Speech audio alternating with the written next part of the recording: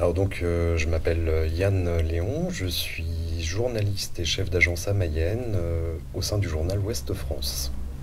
Alors, tout d'abord, en quoi consiste le métier de journaliste? Alors, le métier de journaliste, il n'y a pas un métier, mais il y a des métiers. Alors, moi, je suis l'une de mes casquettes, c'est d'être journaliste localier.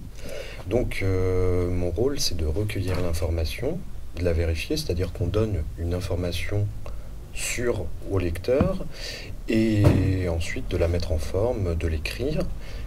Voilà, mais il y a plusieurs métiers dans la presse écrite, il y a plusieurs métiers dans le journalisme. Un journaliste radio va pas travailler de la même manière que moi. Un secrétaire de rédaction qui relit les articles, qui vérifie les infos et qui monte les pages du journal non plus. Voilà, il y a plusieurs façons de faire le métier. J'ai commencé par des études de lettres. Voilà, avec une option information et communication. C'est d'ailleurs grâce à ça que je suis venu au journalisme, parce que j'ai fait un premier stage à Ouest France à Nantes. Et là, ça a été une véritable rencontre avec le métier. Ça m'a plu, ça m'a paru accessible aussi. Là où je plaçais très très haut ce métier, il me semblait très très inaccessible.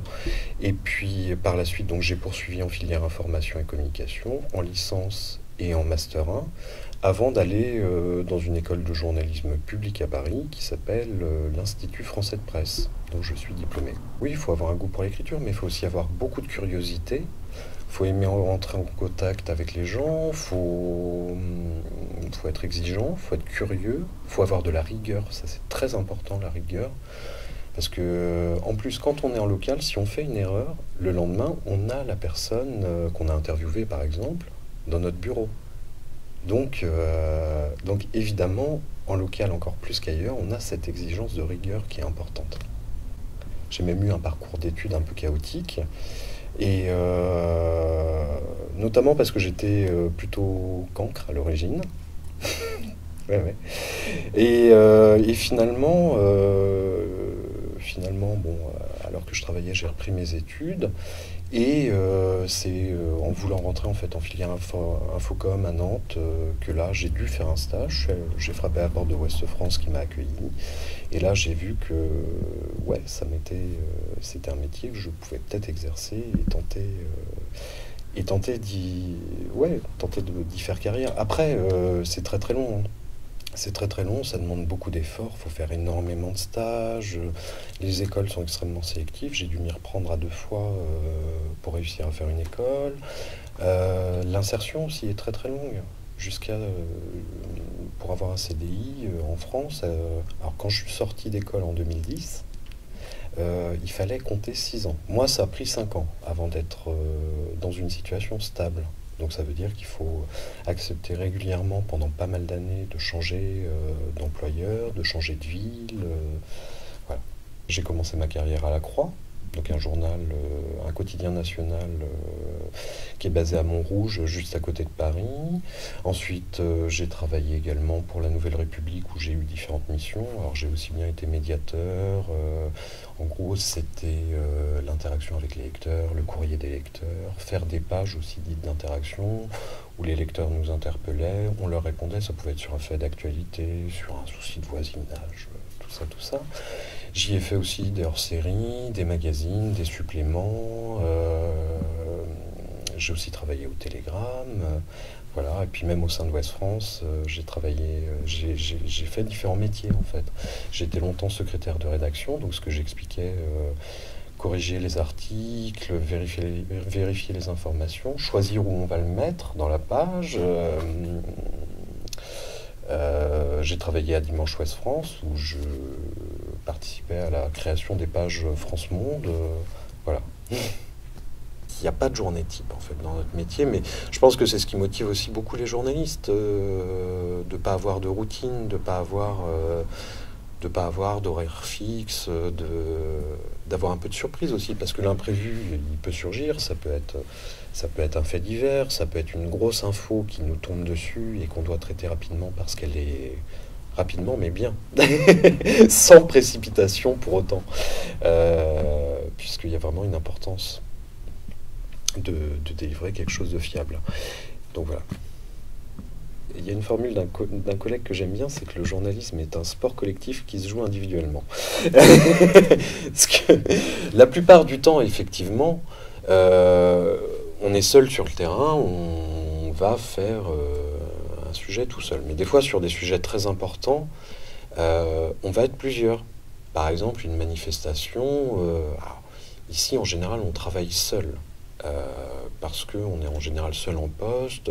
2 à 3 fois par mois, on est à deux, donc ça nous permet de faire une conférence de rédaction, pour discuter des sujets, réfléchir un petit peu à ce qu'on va faire, quoi.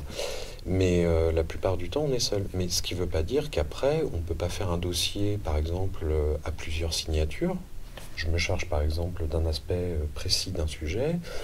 Ma consoeur ou mon collègue va faire de même, et puis on va faire un gros dossier, par exemple, d'une demi-page ou plus. Ça peut arriver. Et puis, si l'événement est vraiment très important, je prends l'exemple d'Au Foin de la rue. Au Foin de la rue, vous verrez plusieurs signatures dans les pages, parce qu'en général, on est au moins à deux, plus une photographe, donc une troisième signature. Tout dépend de l'événement. Et puis après, si on a vraiment quelque chose d'imprévu qui se passe, on peut aussi demander un coup de main à nos confrères de Laval qui peuvent venir nous soutenir si vraiment c'est très très important et que tout seul, on va avoir du mal à tout gérer. Voilà, parce que nous, en fait, on appelle ça une agence détachée, donc je suis détaché de la rédaction de Laval, et mes confrères peuvent venir me soutenir vraiment si l'actualité impose, quoi.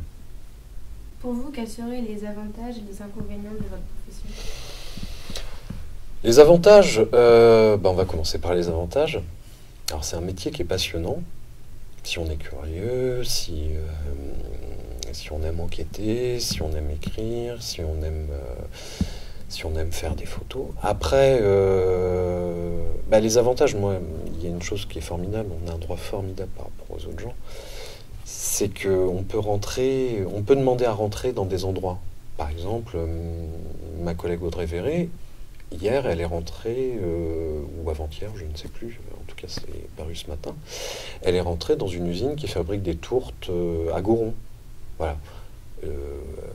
Si vous venez et que vous frappez à la porte en disant je veux voir ce que vous faites, je suis pas sûr qu'on vous laisse rentrer. Enfin, je ne présume pas du tout de ce que ferait cette entreprise, mais en tout cas, on a ce privilège-là, et puis c'est l'essence même en fait de notre métier, c'est-à-dire que les gens qui achètent le journal, en fait, ils nous délèguent aussi, ils n'ont pas forcément le temps d'aller voir, de poser des questions, donc c'est pour ça qu'ils achètent le journal et qu'ils nous confient en fait le soin d'aller voir pour eux, de poser des questions, celles auxquelles ils pensent, mais aussi celles auxquelles ils ne pensent pas. Vous n'avez pas peur de ne pas avoir d'informations à diffuser? Ça, c'est mon métier, justement. C'est mon métier de trouver de l'information. C'est-à-dire que un journaliste, il ne va pas se cantonner et se contenter simplement des sollicitations qu'on lui fait, auquel cas on aurait un journal déjà pas toujours très intéressant. Non, justement, c'est le challenge qui est intéressant, même quand on a une période où on n'a pas beaucoup d'actualité dite chaude. Et c'est d'aller chercher le portrait qui est intéressant, le reportage qui est intéressant qu'on a envie de faire depuis je sais pas moi, quelques mois, et puis on n'avait pas le temps, là on le fait. Voilà, on est en permanence en recherche d'idées de sujets. Alors après, on travaille aussi maintenant beaucoup avec Internet, on fait une veille aussi sur tout ce qui concerne le territoire. Alors ça peut être par exemple par Facebook, avec des outils qui scrutent Twitter, des choses comme ça. Voilà, on cherche la bonne histoire.